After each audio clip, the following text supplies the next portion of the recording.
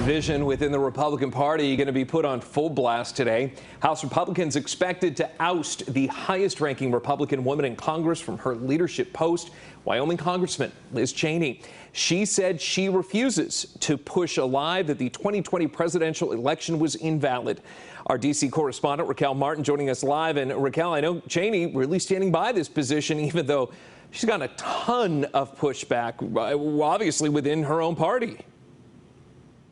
Good morning. That's right. We know Congresswoman Liz Cheney is one of just a handful of Republicans who voted to impeach the former president after that January 6th insurrection. She says that his words about the election being stolen are what fueled that violence, and she is still standing by that position. Last night, she delivered an unwavering speech on the House floor.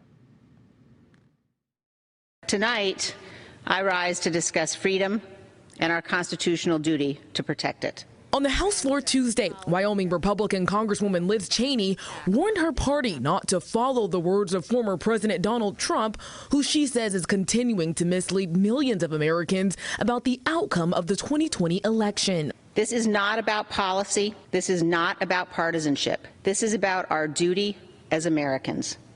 Remaining silent and ignoring the lie emboldens the liar. I will not participate in that.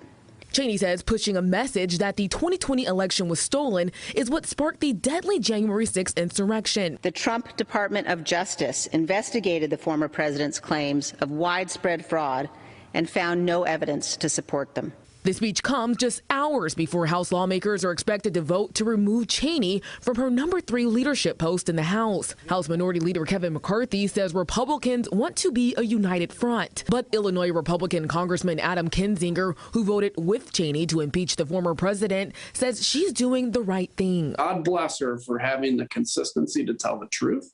Tuesday, Iowa Senator Joni Ernst, the top GOP woman in the Senate, weighed in. House business is the House business.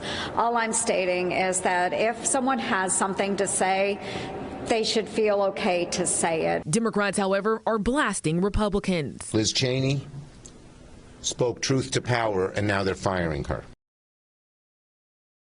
Vote is expected in the morning, and Republicans expect it to be a quick one. Cheney is likely to be replaced by another Republican woman, Elise Stefanik, out of New York, who is a close ally of the former president. For now in Washington, Raquel Martin, back to you.